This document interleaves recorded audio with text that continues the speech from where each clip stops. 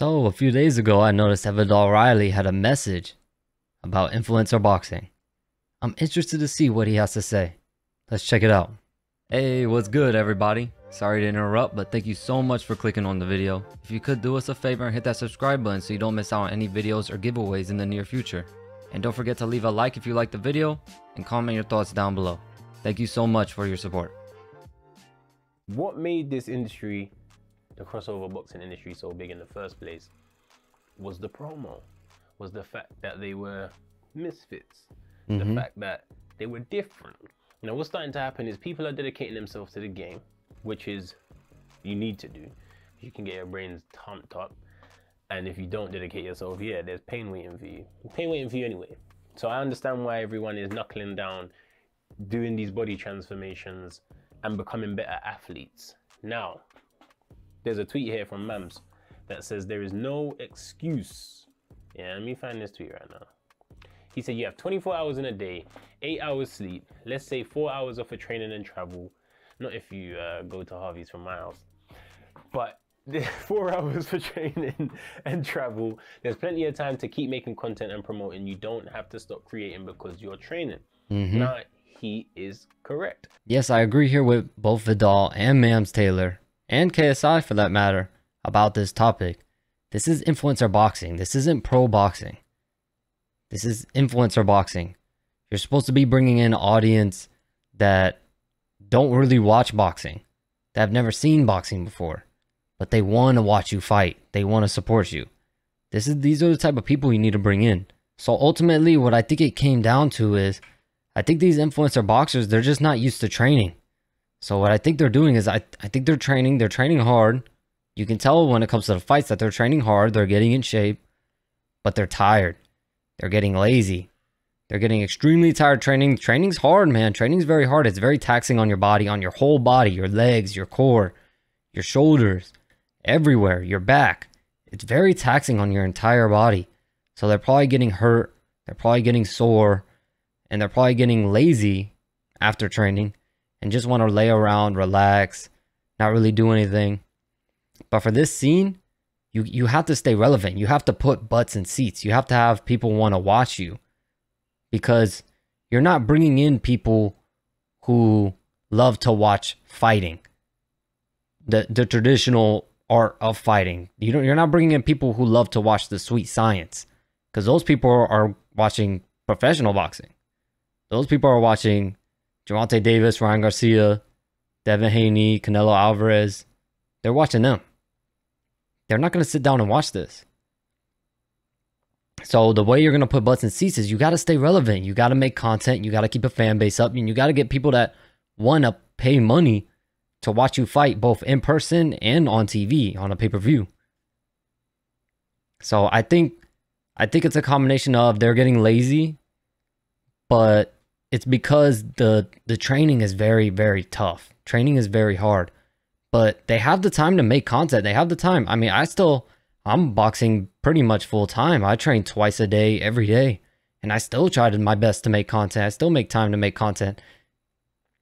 Yeah, it's not some crazy elaborate content, but I still put something out there for you guys. And that's what they need to do. They need to put something out there. Something to keep themselves up. Because watch, we're going to see really soon, these guys, they're going to stop getting fights, and they're going to stop getting offered the fights because they're just not putting butts in seats. That's just how the business goes. Now, I am not primarily a content creator, as we know. I am a fighter. So as a fighter who's better than everybody in the crossover boxing scene, why am I uploading more?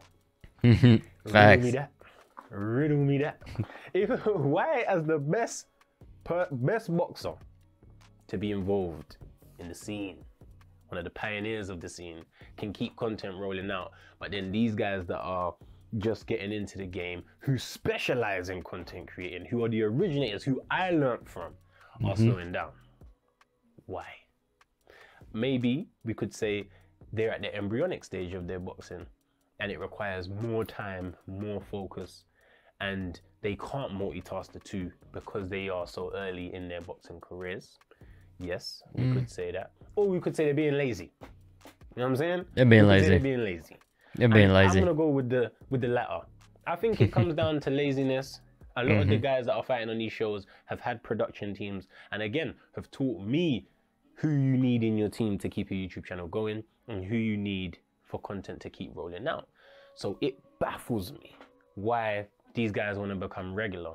Of course, I lean heavily towards laziness. Yeah, it's going to be tough. It's going to be hard. Training is very hard, but it's definitely laziness because a lot of these guys, they have editors, they have videographers, they have people to record the video for them, edit the video for them. They just got to take the time to be behind the camera. And you don't have to be behind the camera for hours and hours and hours on end to put out content, to put out things and talk about things that people want to see. You don't need that. So it's laziness. You know, they have a team of people behind them that record their videos, edit their videos, and they're just choosing not to get behind a camera. They're choosing not to do this. Like, this isn't even a job. This shouldn't even feel like a job. This is like therapy to me. This isn't even a job. So I just don't understand how you have 24 hours. You have so much time in a day. You're not spending all those hours training. You're spending a good few of those hours training. What are you doing with the rest of your day? Like, are you just laying around doing nothing?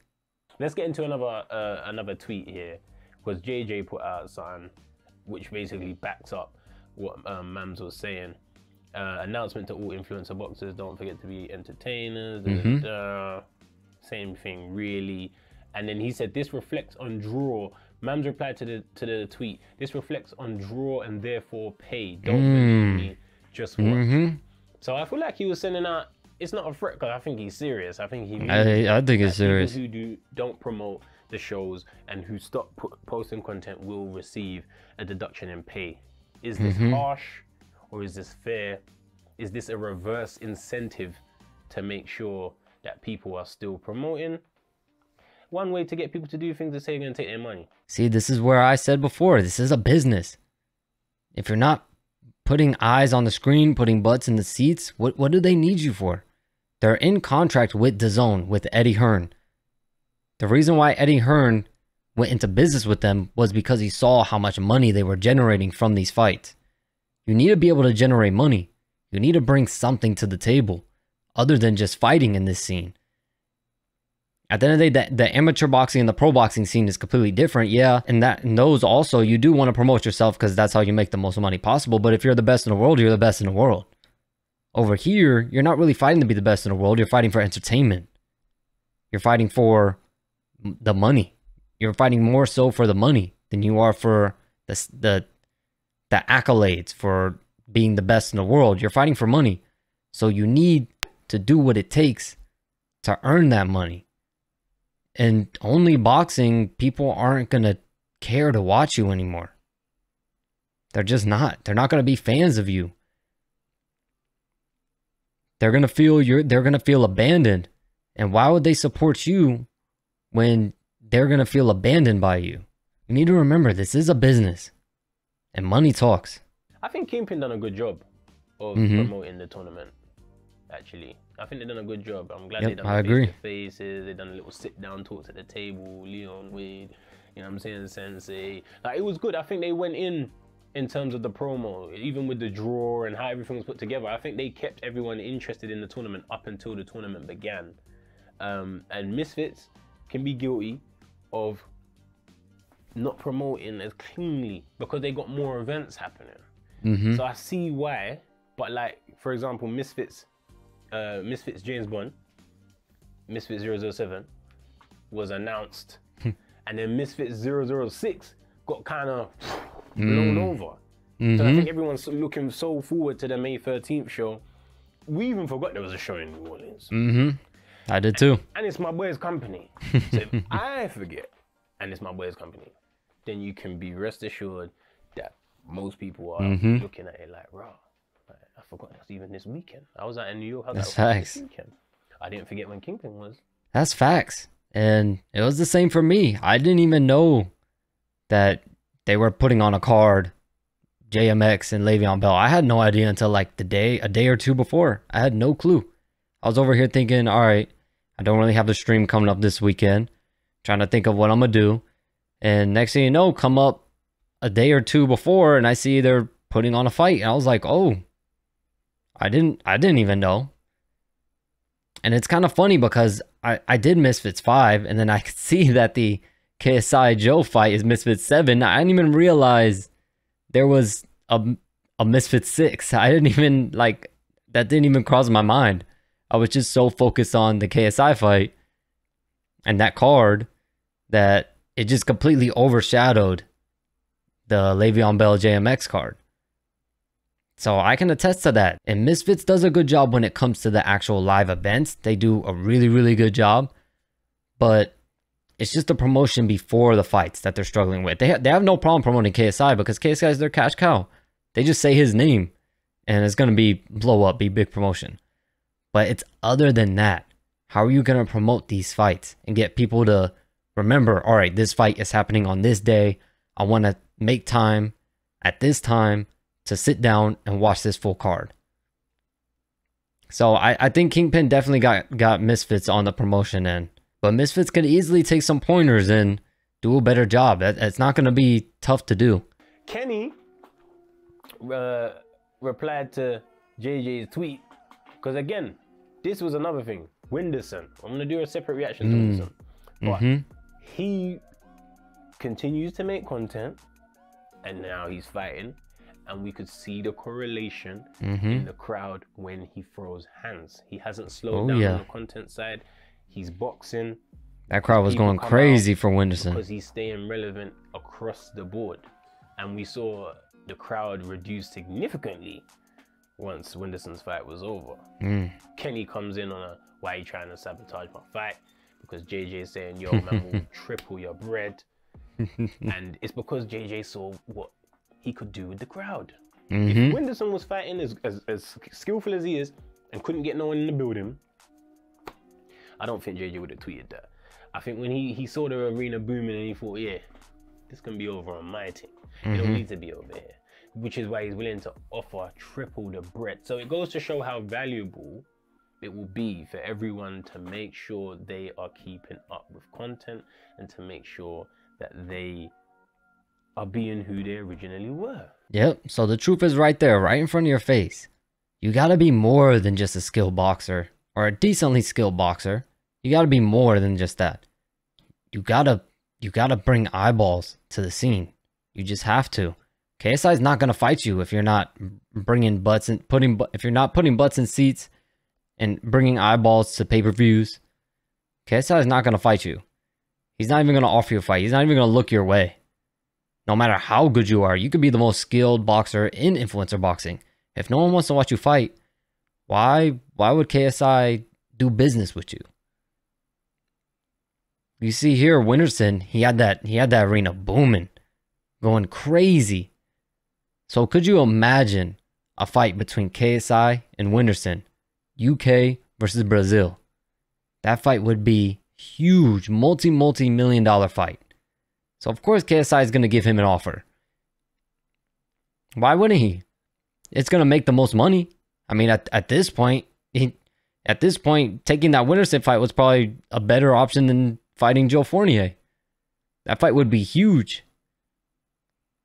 So I could see where KSI is coming from here, offering Winderson triple to leave Kingpin.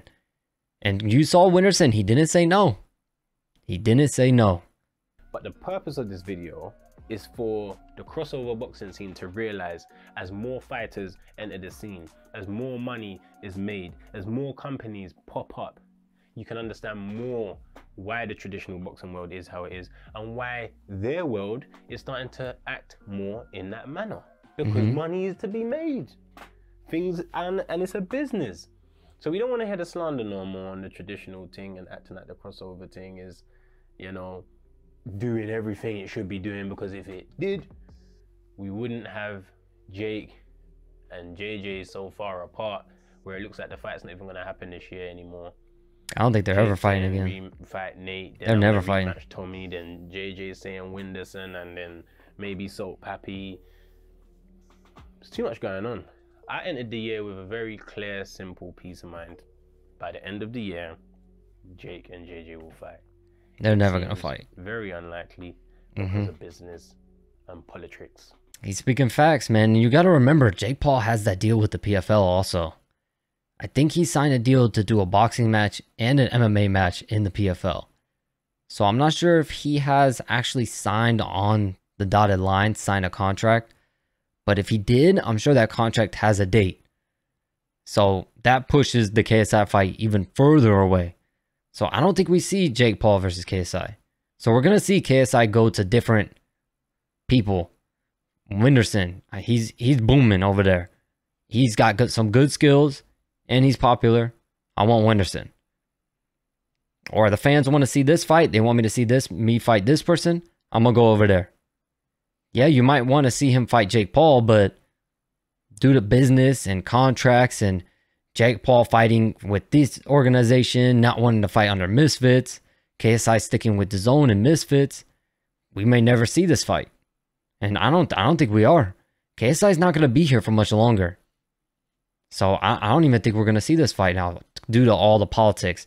The influencer boxing scene was supposed to be a refreshing scene where the politics are left out. And we get the entertaining fights we want to see. But now you see the politics moving its way into here. Not just in the pro boxing, but now it's in influencer boxing. And it's going to cause some problems. It's going to make some people lose interest. And that's a problem because with something like this, with this business, they want longevity. But how can you have longevity when people are only paying or showing to watch KSI? How can you have longevity? Because when KSI leaves, who's going to watch these cards? Who's going to show up in the arena? That's a big problem.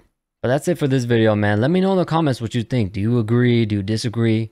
What points do you agree with? What points do you disagree with? Let me know. I'm interested to hear what you guys think and what y'all have to say about this. All right, y'all. Thank y'all for watching, man. Don't forget to like the video, comment, and feel free to hit me up on our Instagram. You can hit me up, DM me, and maybe with some video ideas if you want me to react to a video or make a video on something. Let me know. Just get at me on Instagram and you'll get a reply from me. And if I do your video idea, I'll definitely shout you out in the video too. But thank you for watching, and I'll catch you in the next one.